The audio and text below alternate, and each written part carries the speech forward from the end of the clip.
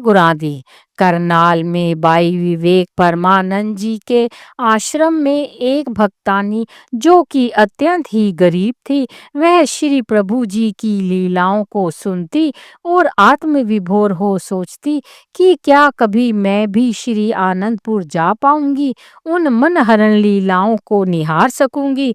ऐसा सोचते सोचते उसे 6-7 वर्ष व्यतीत हो गए। वह श्री सद्गुरुदेव जी, श्री पंचम पातशाही जी महाराज की श्री मूर्ति का ध्यान करते हुए श्री चरणों में विनय करती कि प्रभु, मैंने सुना है कि आप गरीब निवाज हैं, नियोटियों की ओट है और प्रत्येक की हार्दिक इच्छा को पूर्ण करते हैं। मेरी पुकार आपके दर पर कब पहुँचेगी? कब मुझे आपके साक्षात दर्शन होंगे?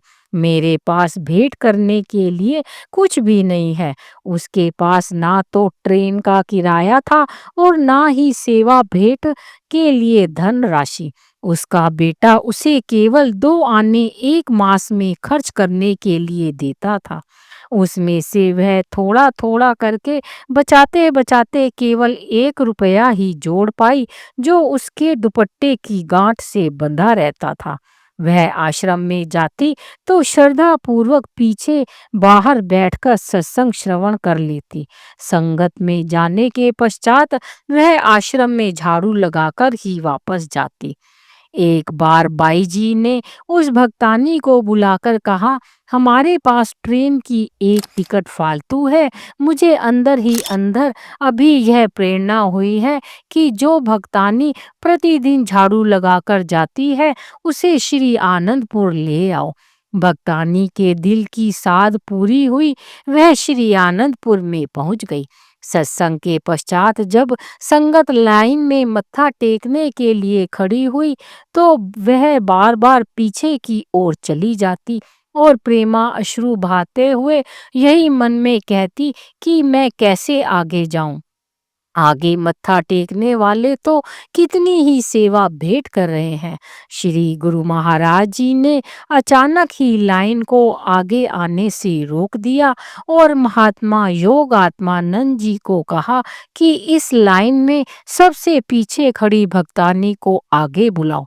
महात्मा जी ने सेवा समिति वाले एक भक्त जी को संकेत से उस भक्तानी को आगे भेजने के लिए कहा। वह भक्तानी आगे आई तो उसके प्रेम का प्रवाह आश्रुओं में बह निकला। उसने श्री छवि को निहारा तो उसका रोम रोम पुलकायमान हो गया। उसने मन ही मन कहा कि मुझ गरीब की पुकार श्री चरणों तक कैसे पहुंच गई। श्री प्रभु जी ने फरमाया, भक्तानी, दुपट्टे की गांठ तो खोल, हमारे लिए जो सेवा इकट्ठी की है वह तो अर्पण कर। संकोचवश वह दुपट्टे की गांठ को हाथ लगाए और वहीं पर हाथ को रोक दे। यह सब देखकर हैरान हो रहे थे कि इसके पास ना जाने कितनी सेवा है। कांपते हाथों से उसने गांठ खोली तो उसमें 1 रुपए का नोट था। महाप्रभु जी ने उसे अपने कर कमलों में लिया और फरमाया, यह 1 रुपए का नोट नहीं, हार्दिक प्रेम एवं श्रद्धा की अमूल्य भेंट है। संकोच मत कर, कई जन्मों की तपस्या के पश्चात भी ऐसा सुअवसर नहीं मिलता। तुम्हारी भक्ति, श्रद्धा और प्रेम की सेवा भेंट से हम अति प्रसन्न है।